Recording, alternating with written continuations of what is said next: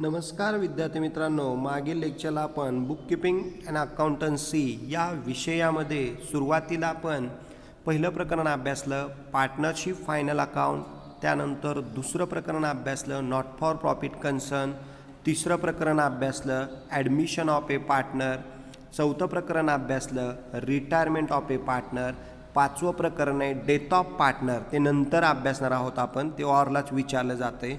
पण सहावं प्रकरण महत्त्वाचं आहे, ते आपण सुरू केलेलं आहे डिझॉल्युशन ऑफ पार्टनरशिप फर्म. की डिझॉल्युशन म्हणजे संस्था बंद करणे. या डिझॉल्युशन ऑफ पार्टनरशिप फर्ममध्ये आपण मागील लेक्चरला या ठिकाणी इंट्रोडक्टरी पार्ट बघितला, मीनिंग बघितलं, डेफिनेशन बघितली, त्यानंतर डिझॉल्युशन ऑफ पार्टनरशिप फर्ममध्ये या ठिकाणी फॉर्मॅट अभ्यासलं, त्यामध्ये realisation account, partners capital account आणि बँक अकाउंटचं फॉर्मॅट अभ्यासलेलं होतं. आज आपण या ठिकाणी या डिझॉल्युशन ऑफ पार्टनरशिप फर्मचा पहिला प्रॉब्लेम अभ्यासणार आहोत. सर्व विद्यार्थ्यांनी व्यवस्थित लक्ष द्यायचं आहे.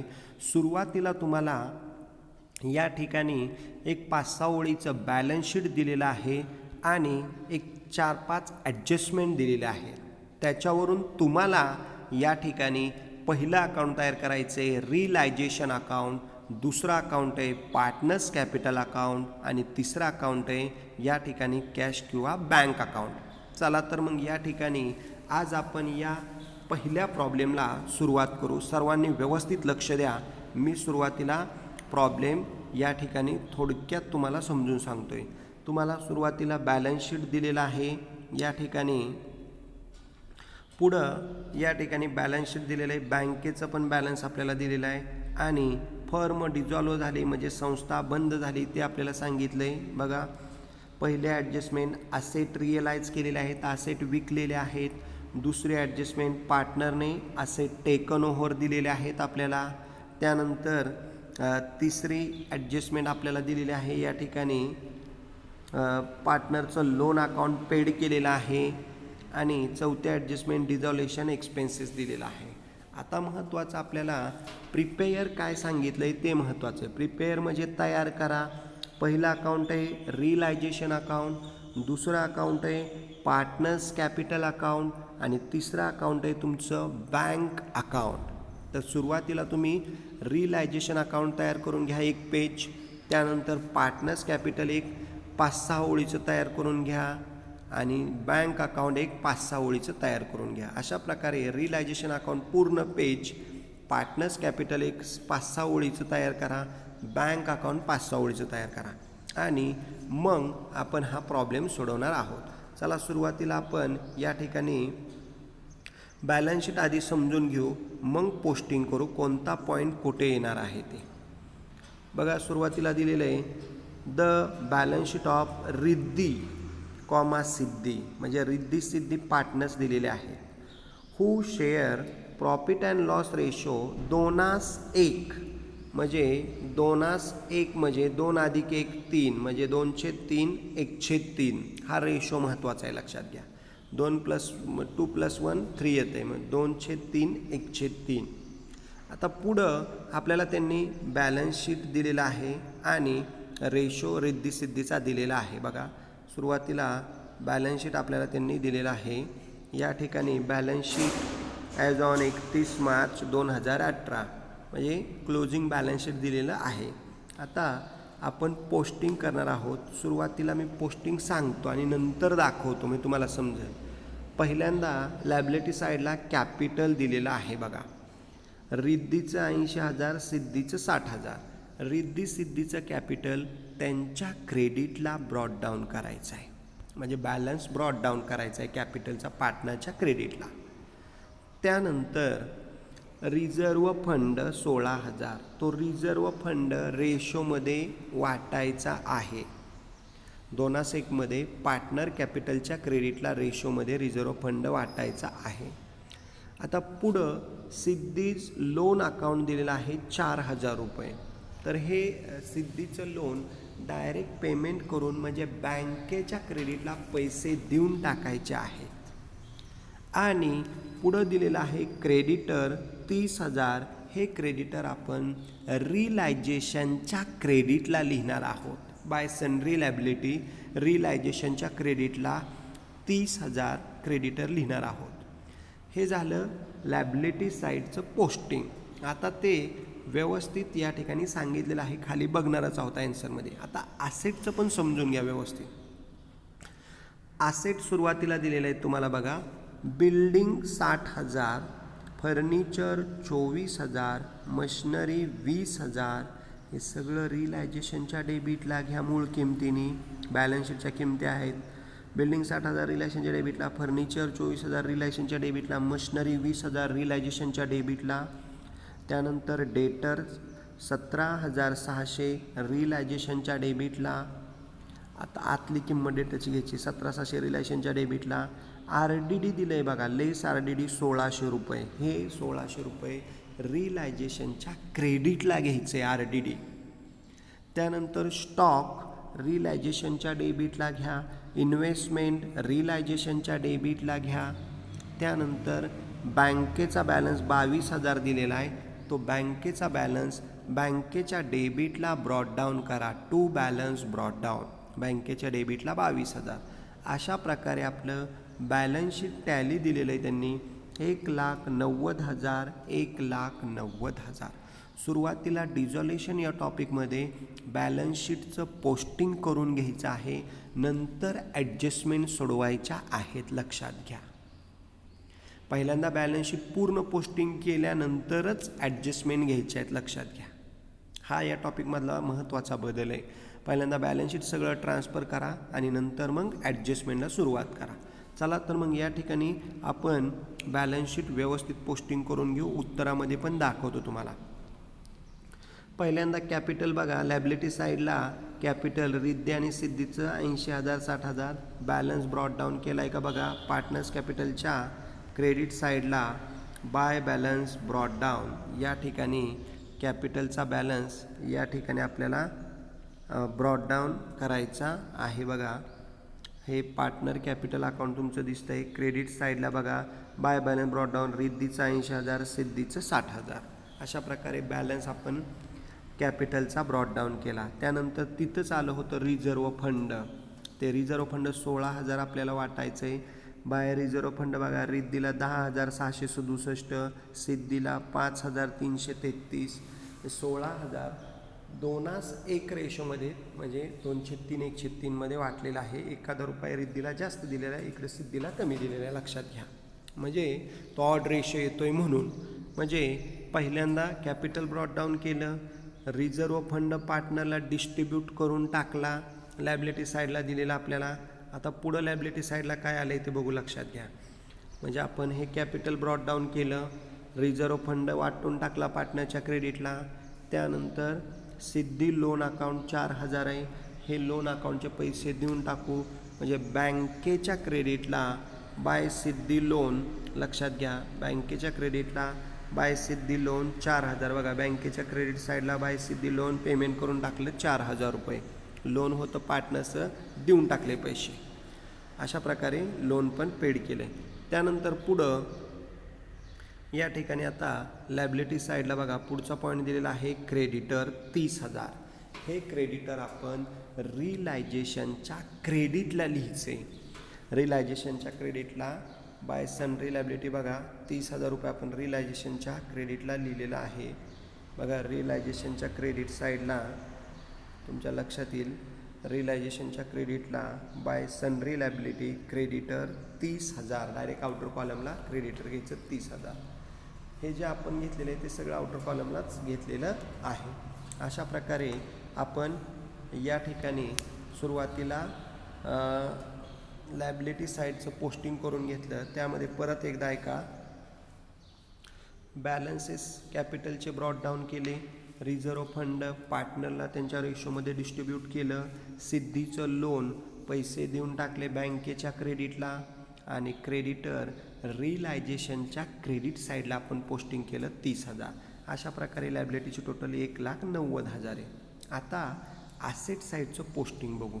या ठिकाणी सुरुवातीला आपल्याला सर्व ॲसेट या रिलायजेशनच्या डेबिटला मूळ किमतीने लिहायचे, बुक व्हॅल्यूने. त्या असेट कोणत्या आहेत बघू. असेटला बघा, बिल्डिंग 60,000 रिलायझेशनच्या डेबिटला दाखवणारच आहोत आपण. फर्निचर 24,000 रिलायझेशनच्या डेबिटला. मशिनरी 20,000 रिलायझेशनच्या डेबिटला. आता डेटरचं महत्त्वाचं आहे, लक्षात घ्या. डेटर 17,600 रिलायझेशनच्या डेबिटला. आतली किंमत घ्या, बाहेरची किंमत बघूच नका. डेटरची आतली किंमत 17,600 रिलायझेशनच्या डेबिटला. आता हे RDD 1,600 रुपये दिलेलं आहे, हे रिलायझेशनच्या क्रेडिटला घ्यायचं आहे, ते पण दाखवणार आहे. त्यानंतर स्टॉक 40,000 रिलायझेशनच्या डेबिटलाच घेणार आहोत. इन्व्हेस्टमेंट 8,000 रिलायझेशनच्या डेबिटलाच घेणार आहोत. बघा, हे सगळे पॉईंट रिलायझेशनच्या डेबिटला आपण सगळ्या असेट ट्रान्सफर केलेले आहेत, पोस्टिंग केलेले आहेत. बघा, रिलायझेशनच्या डेबिटला टू सन्ड्री असेट डेबिट साईडला. बिल्डिंग 60,000, फर्निचर 24,000, मशिनरी 20,000, डेटर 17,600 आतली किंमत, स्टॉक 40,000, इन्व्हेस्टमेंट 8,000. अशा पद्धतीने रिलायझेशनच्या डेबिटला इनरला आपण ह्या सगळ्या ॲसेट घेतल्या, त्याची टोटल आउटरला 1,69,600. तुम्ही डायरेक्ट आउटरला घेतलं तरी बरोबर आहे, त्यामुळं डायरेक्ट आउटर कॉलमला जरी ॲसेट ट्रान्सफर केल्या तरी बरोबर आहेत. अशा प्रकारे मूळ किमतीने, बुक व्हॅल्यूने, बॅलन्स शीटच्या किमतीने आहे अशा ॲसेट आपण रिलायझेशनच्या डेबिटला पोस्टिंग केलेले आहेत. फक्त त्यामध्ये महत्त्वाचं RDD बघा, ते तुम्हाला क्रेडिटला दिसते. बाय RDD 1,600 रुपये. अशा प्रकारे डेटर आतले घेतले 17,600 आणि RDD 1,600 रुपये. या ठिकाणी आतलीच किंमत घेतली. डेटरची 16,000 घ्यायचीच नाही विचारात. आउटर कॉलम डेटर बघूच नका. इनरची रक्कम महत्त्वाची. 17,600 डेटर, 1,600 रुपये RDD रिलायझेशनच्या क्रेडिटला घेतलं. तर या पद्धतीने आपण सगळ्या असेट रिलायझेशनच्या डेबिटला पोस्टिंग केलेल्या आहेत. आता या ठिकाणी बॅलन्स शीटला महत्त्वाचा राहिलेला तो म्हणजे भाग बँक अकाउंट 22,000. हे सगळ्या असेट आपण रिलायझेशनच्या डेबिटला पाठवल्या. आता बँक अकाउंट 22,000, बँकेचा बॅलन्स बँकेच्या डेबिट साईडला टू बॅलन्स ब्रॉड डाऊन अशा पद्धतीने आपण ट्रान्सफर करणार आहोत. आणि 1,90,000 ॲसेट साईडसुद्धा टॅली दिलेली आहे. बघा, या ठिकाणी बँकेचा बॅलन्स बँकेच्या डेबिट साईडला, बँकेच्या डेबिटला टू बॅलन्स ब्रॉड डाऊन 22,000. तर या प्रकारे बँकेचा बॅलन्ससुद्धा ब्रॉड डाऊन केलेला आहे. अशा पद्धतीने आपण ॲसेटचं सगळं पोस्टिंग केलेलं आहे. परत एकदा एका ॲसेट साईडमध्ये तुमच्या लक्षात येईल. बिल्डिंग, फर्निचर, मशिनरी, डेटरची आतली किंमत 17,600 बरं का. हे सगळं डेबिटला घ्या. RDD क्रेडिटला घ्या 1,600 रुपये. डेटरच्या आउटरची बघूच नका. स्टॉक 40,000 डेबिटलाच घ्या. इन्व्हेस्टमेंट रिलायझेशनच्या डेबिटलाच घ्या. बँकेचा बॅलन्स 22,000 बँकेच्या डेबिटला ब्रॉड डाऊन करा. तर या पद्धतीने आपण बॅलन्स शीट पोस्टिंग केलेलं आहे. आता खाली ॲडजस्टमेंट सॉल्व करायला हरकत नाही. अगोदर बॅलन्स शीट पूर्ण पाठवा आणि मगच ॲडजस्टमेंट सॉल्व करा. या टॉपिकमधला हा महत्त्वाचा बदल आहे, लक्षात घ्या. सगळं balance sheet, old balance sheet अगोदर पोस्टिंग करून घ्या आणि मग ॲडजस्टमेंट सॉल्व करा, सोडवा. बघा, पुढं दिलेलं आहे, द फर्म वॉज डिझॉल्व, बंद केली, ऑन 31 मार्च 18. क्लोजिंग डेट दिली आहे 31 मार्च 18ला संस्था बंद केलेली. पहिली ॲडजस्टमेंट बघा, the assets realise as under. Realise म्हणजे विकणे. खालील पद्धतीने असेट विकलेल्या आहेत. रिअलाइज म्हणजे विकणे, सेल करणे. आता असेट विकलेले आहेत, लक्षात घ्या. कोणकोणत्या असेट दिलेले आहेत त्यामध्ये बघा, लक्षात घ्या. स्टॉक रुपीज 38,000 रुपयाला स्टॉक विकला आहे. Building rupees 28,000, debtors rupees 15,000, machinery rupees 22,000. अशा प्रकारे या 4 असेट विकल्या. सुरुवातीला आपण या असेट रिलायझेशनच्या डेबिटला लिहिल्या होत्या, विकल्यानंतर क्रेडिटला घ्यायच्यात. बाय बँक 4 असेटची टोटल टाकली तरी बरोबर आहे, किंवा सेपरेट दाखवल्या तरी बरोबर आहे. बघा, रिलायझेशन अकाउंटच्या या ठिकाणी क्रेडिट साईडला बघा, बाय बँक अकाउंट बिल्डिंग 28, डेटर 15, स्टॉक 38, मशिनरी या ठिकाणी 22,000. अशा प्रकारे की आउटरला रक्कम येते तुमची 1,03,000. तर सर्व असेट विकलेल्या रिलायझेशनच्या क्रेडिटला येतात. लक्षात घ्या, बाय बँक पैसे आले म्हणून रिलायझेशनच्या क्रेडिटला बाय बँक बिल्डिंग 28,000, डेटर 15,000, स्टॉक 38,000 आणि मशिनरी 22,000, टोटल आली 1,03,000. म्हणजे रिलायझेशनच्या क्रेडिटला बाय बँक असेट सेल.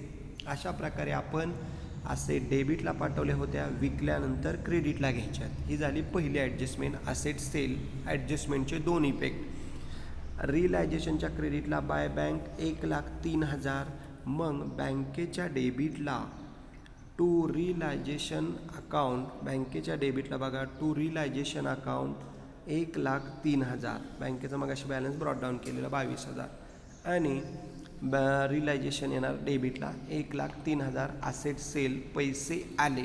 अशा प्रकारे बँकेच्या डेबिटला to realisation account asset sale 1,03,000 total. ही झाली पहिली ॲडजस्टमेंट. आता म्हणजे पहिल्या ॲडजस्टमेंटचं परत इफेक्ट आहे का, आपण असेट सेल केल्या, रिलायझेशनच्या क्रेडिटला बाय बँक, बँकेच्या डेबिटला टू रिलायझेशन, दोन्ही इफेक्ट सांगितले. म्हणजे रिलायझेशनच्या क्रेडिटला बाय बँक असेट सेल आणि बँकेच्या डेबिटला टू रिलायझेशन असेट सेल, हे झाले दोन इफेक्ट. आता दुसरी ॲडजस्टमेंट बघा महत्त्वाची. Riddhi took over the investment at ₹10,000. Riddhi पार्टनरने इन्व्हेस्टमेंट टेकन ओव्हर केली आहे, घरी नेली आहे, स्वतःसाठी नेलेली आहे. And furniture at book value, आणि फर्निचरसुद्धा मूळ किमतीने नेलेलं आहे, बुक व्हॅल्यू, ते असेट साईडला फर्निचरची किंमत दिसणार आहे. म्हणजे रिद्धी पार्टनरने असेट टेकन ओव्हर केलेले आहे, त्यामध्ये इन्व्हेस्टमेंट 10,000 आणि फर्निचर बुक व्हॅल्यूला नेलेलं आहे.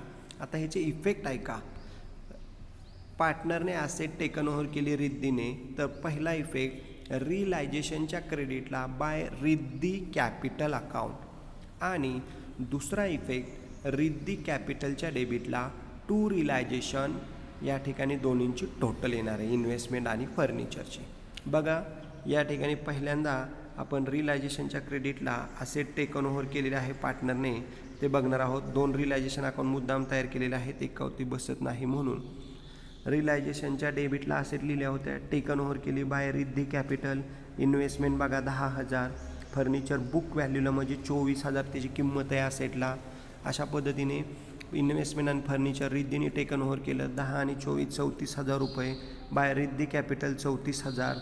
मग रिद्धीच्या डेबिटला टू रिलायझेशन अकाउंट 34,000. बघा रिद्धी पार्टनरच्या डेबिटला या ठिकाणी बघा टू रिलायझेशन अकाउंट, रिद्धी पार्टनरला 34,000, सिद्धीला डॅश, सिद्धी पार्टनरने टेकन ओव्हर केलेली नाही असेट. खाली दिलं बघा इन्व्हेस्टमेंट फर्निचर, रिद्धी पार्टनरने टेकन ओव्हर केली आहे.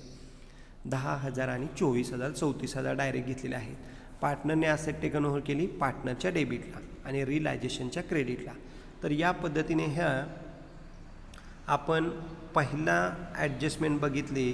परत एकदा ऐका की असेट विकल्या.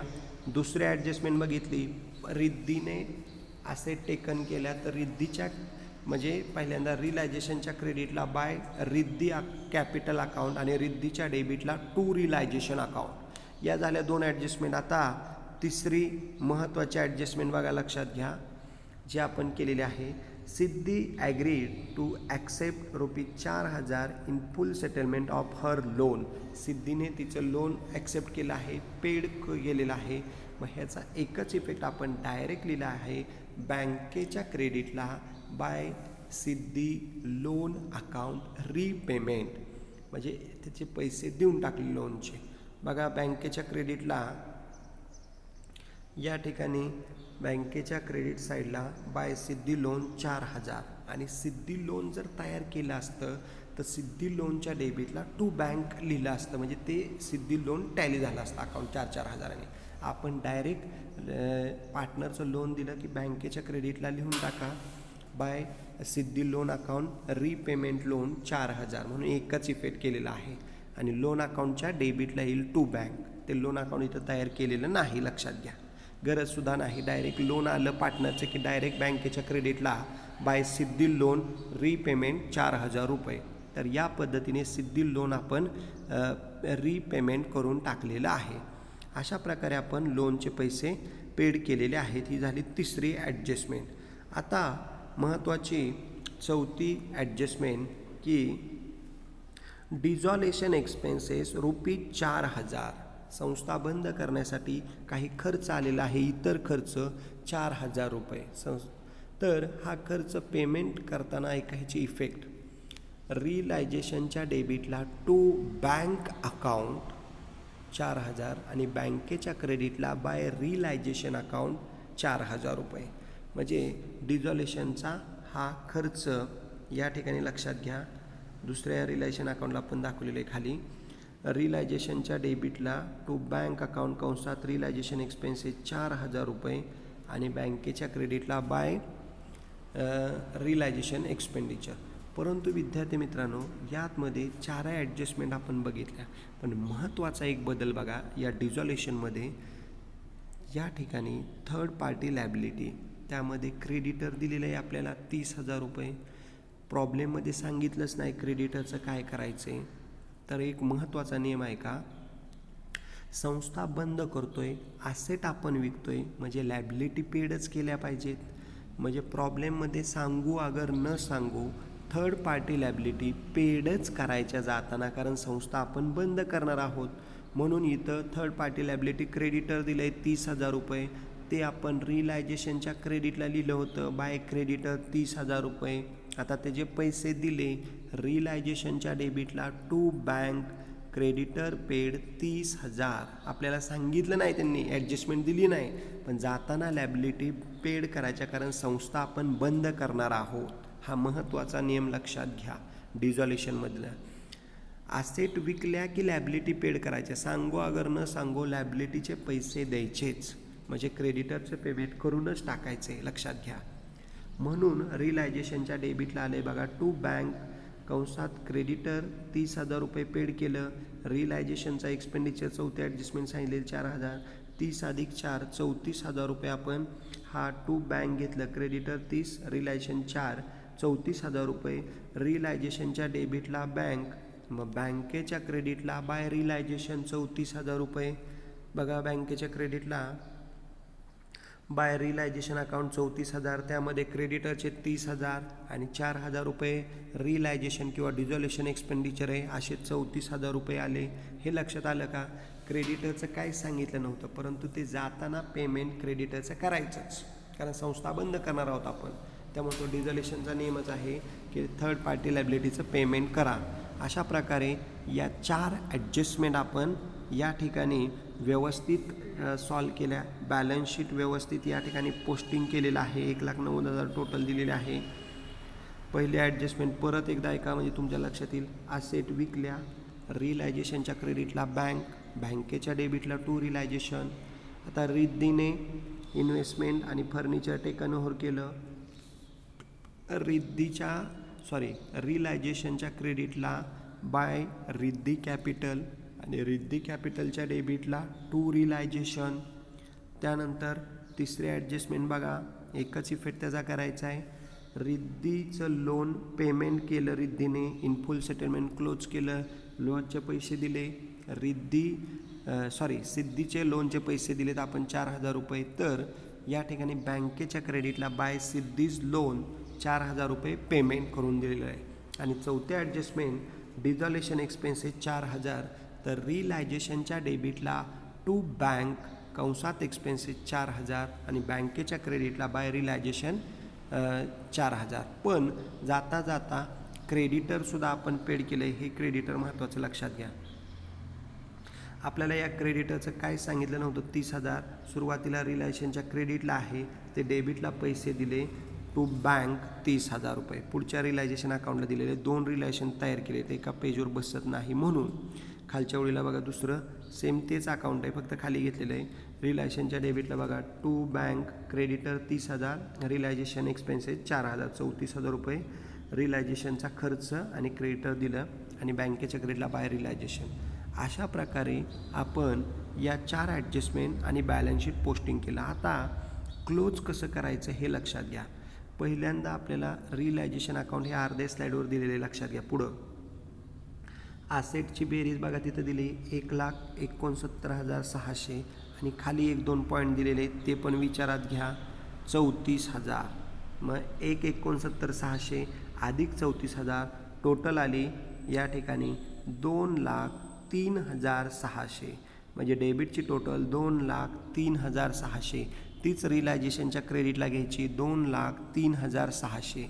आता या रिलायझेशनच्या डेबिटमधनं क्रेडिट साईड वजा करा म्हणजे लॉस येणार आहे, महत्त्वाचं लक्षात घ्या. आता रिलायझेशनच्या डेबिटची टोटल आली 2,03,600. तीच क्रेडिटला घेतली 2,03,600. त्यामधून क्रेडिटच्या वरच्या रक्कम वजा करा. बघा वरच्या स्लाईडला अर्ध्यावरती दिलेल्या आहेत. इथं क्रेडिटर 30,000, RDD 1,600 रुपये आणि असेट विकलेल्या 1,03,000 आणि पुढं दिलेलं आहे बघा 34,000. अशा प्रकारे रिलायझेशनच्या वरच्या 3-4 अमाऊंट आणि ही वजा केले तर 2,03,600 मधून वरच्या अमाऊंट वजा केले की फरक येतोय 35,000. हा 35,000 त्याला नाव द्यायचं आहे बाय लॉस. आणि हा लॉस 2:1 रेशोमध्ये वाटायचा आहे. ऑड येते अमाऊंट, 1 रुपया एकाला जास्त द्या दुसऱ्याला कमी द्या म्हणजे टॅली होईल. तर 35,000 आपल्याला 3ने भागा 35,000ला तो भागाकार येतोय 11,666. याला 67 दिले आणि वरती म्हणजे रिद्धीला 23,333 आणि सिद्धीला 11,666 होतं, त्याचं 67 केलं म्हणजे 7 अधिक 3 किंवा 3 अधिक 7 10 येईल. 35,000 टॅली होईल बरोबर. मग हा 35,000 रुपये लॉस रिद्धीला 23,333 आणि सिद्धीला 11,667 रुपये हा लॉस 2:1 रेशोमध्ये आपण डिस्ट्रीब्यूट केला. आता रिलायझेशनच्या क्रेडिटला बाय पार्टनर्स म्हणजे रिद्धी सिद्धी. मग रिद्धी सिद्धीच्या डेबिटला टू रिलायझेशन कंसात लॉस. बघा रिद्धी सिद्धीच्या डेबिट साईडला जर तुम्ही बघितलं तर तुम्हाला लक्षात येईल की या ठिकाणी रिद्धी सिद्धीच्या डेबिटला टू रिलायझेशन अकाउंट कंसात लॉस रिद्धीला आला 23,333, सिद्धीला आला 11,667 रुपये. आता पार्टनर कॅपिटल क्लोज कसं करायचं ते लक्षात घ्या. सिद्धीच्या क्रेडिटची टोटल 60,000 आणि रिझर्व्ह फंड 5,333, टोटल आली 65,333. तीच डेबिटला घेतली 65,333, त्यामधनं 11,667 गेले, फरक आला 53,666. म्हणजे या ठिकाणी सिद्धी पार्टनरचा 65,333 फरक आला आहे 53,666. आता रिद्धीची बघा 80,000 10,000 90,667 90,667, त्यामधनं 34,000 आणि 23,333 वजा करा, फरक आला आहे 33,334. तर अशा पद्धतीने रिद्धीचा फरक हा 33,334, सिद्धीचा फरक 53,666. त्याला नाव द्यायचं आहे टू बँक अकाउंट.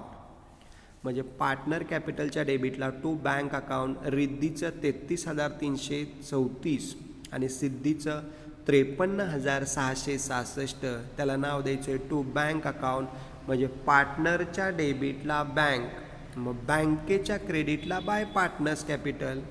लक्षात घ्या पार्टनरच्या डेबिटला बँक आलं 23,000 आणि 53,000 लक्षात घ्या. म्हणजे पार्टनरच्या डेबिटला बँक, मग बँकेच्या क्रेडिटला बाय पार्टनर्स कॅपिटल अकाउंट आणि बँकेच्या क्रेडिटला बघा bye Riddhi's capital 33,334 bye siddhis capital 53,666. अशा प्रकारे पार्टनरचा फरक आपण बँकेच्या क्रेडिटला घेतला आणि मग टॅली करायचे. डेबिटची टोटल बघा बँकेच्या 22,000 प्लस 1,03,000, टोटल येते 1,25,000. अशीच बँकेच्या क्रेडिटची टोटल बघा 34,000 4,000 33,334 53,666. क्रेडिटची सुद्धा 4 आकड्याची टोटल येते तुमची 1,25,000. म्हणजे तुमचं बॅलन्स शीट 1,25,000ने टॅली होतंय तरच तुम्हाला 10 पैकी 10 मार्क्स दिले जाणार आहेत. अशा प्रकारे आज आपण या ठिकाणी पहिला प्रॉब्लेम अभ्यासला त्यामध्ये सुरुवातीला बघा आता परत की उत्तरामध्ये लक्षात येईल तुमच्या की पहिल्यांदा तुम्हाला लक्षात घ्या, पहिल्यांदा तुम्हाला बॅलन्स शीट दिलेलं आहे. ते बॅलन्स शीट व्यवस्थित आपण पोस्टिंग करून घेतलेलं आहे. बॅलन्स शीट हे बॅलन्स शीटचं असेट लायबिलिटी व्यवस्थित ट्रान्सफर केलं आहे रिलायझेशन अकाउंटला. बँकेचा बॅलन्स बँकेकडे नेलेला आहे. कॅपिटलचा बॅलन्स कॅपिटलला, रिझर्व्ह फंड पार्टनरच्या क्रेडिटला. अशा पद्धतीने आपण हे बॅलन्स शीट व्यवस्थित पहिल्यांदा ट्रान्सफर केलं, पोस्टिंग केलं. त्यानंतर ॲडजस्टमेंट 4 दिल्या होत्या, त्याचे बरोबर 2-2 इफेक्ट घेतलेले आहेत. फक्त या ठिकाणी सिद्धी लोनचा एकच इफेक्ट डायरेक्ट पेमेंट केलेलं आहे, लोन अकाउंट तयार केलेलं नाही म्हणून. त्यानंतर realisation account partners capital bank account तयार केलेलं आहे. परत एकदा बघा, रिलायझेशन अकाउंटला व्यवस्थित पोस्टिंग केलेलं आहे आपण. तेच अकाउंट खाली पुढं तयार केलेलं आहे, ह्याच्यावरती बसत नाही म्हणून पुढच्या स्लाईडवरती घेतलेलं आहे. रिलायझेशन सेम अकाउंट तेच आहे. रिलायझेशन अकाउंटला आपल्याला इथं लॉस झालेला आहे. तो लॉस आपण या ठिकाणी पार्टनरच्या डेबिटला पाठवलेला आहे आणि पार्टनर्स कॅपिटल क्लोज करून पार्टनर कॅपिटलचा बॅलन्स आपण बँकेला पाठवलेला आहे आणि बँक म्हणजे पार्टनर कॅपिटलच्या डेबिटला बँक, बँकेच्या क्रेडिटला बाय पार्टनर आणि बँक अकाउंट तुमचं 1,25,000 रुपयाने टॅली होतं आहे. अशा प्रकारे हा अतिशय सोपा इझी टॉपिक आहे, प्रॉब्लेम आहे आणि 10 पैकी 10 मार्क मिळवून देणारा हा टॉपिक आहे. याच्यात realisation account, partners capital account आणि बँक अकाउंट आपण तयार केलं. बँक अकाउंट टॅली होतं आहे महत्त्वाचं की तुमचा प्रॉब्लेम टॅली, मग तुम्हाला या ठिकाणी आउट ऑफ मार्क्स मिळतील. या पद्धतीने आपण हा पहिला प्रॉब्लेम व्यवस्थित सॉल्व केलेला आहे. आता तुम्ही हा तुमच्याच टेक्स्टबुकमधलाच प्रॉब्लेम आहे, लक्षात घ्या. त्यामध्ये थोडासा या ठिकाणी बदल असू शकतो आहे. तर 1,25,000 बँक अकाउंट तुमचं टॅली दिलेलं आहे. पहिलाच प्रॉब्लेम तुमच्या टेक्स्टबुकमधला घेतलेला आहे. तुम्ही या ठिकाणी व्यवस्थित अकाउंट तयार करून घ्या. प्रॉब्लेमचं पहिल्यांदा बॅलन्स शीटचं पोस्टिंग करा, ॲडजस्टमेंट व्यवस्थित ट्रान्सफर करा, इफेक्ट करा आणि मग हा पहिला प्रॉब्लेम डिझॉल्युशन ऑफ पार्टनरशिप फर्मचा व्यवस्थित तुम्ही सॉल्व करा. काही शंका असतील तर विचारा. फक्त लोन अकाउंट आपण सिद्धी लोन तयार केलं नाही, तुम्ही तयार केलं तरी चालेल. लोनचा बॅलन्स पहिल्यांदा क्रेडिटला ब्रॉट डाऊन करा आणि लोनचे पैसे दिले म्हणून सिद्धीच्या डेबिटला टू बँक लोन रिपेमेंट 4,000, मग ते लोन अकाउंट टॅली होणार आहे तुमचं आणि मग सिद्धीच्या डेबिटला टू बँक आणि बँकेच्या क्रेडिटला बाय सिद्धी लोन अकाउंट हे 4,000 दिसतात. ते असं केलं तरी चालेल, नाही तर डायरेक्ट सिद्धीचं लोन पेमेंट करून टाका. एकच इफेक्ट घ्या बँकेच्या क्रेडिटला, शेवटी तो तिथंच येणार आहे. तर या पद्धतीने आपण हा पहिला प्रॉब्लेम व्यवस्थित सॉल्व केलेला आहे. तुम्ही पण तुमच्या नोटबुकमध्ये सॉल्व करा. काही शंका असतील तर विचारा. ठीक आहे, पुढच्या लेक्चरला आपण दुसरा प्रॉब्लेम बघणार आहोत. ठीक आहे, थँक्यू, धन्यवाद.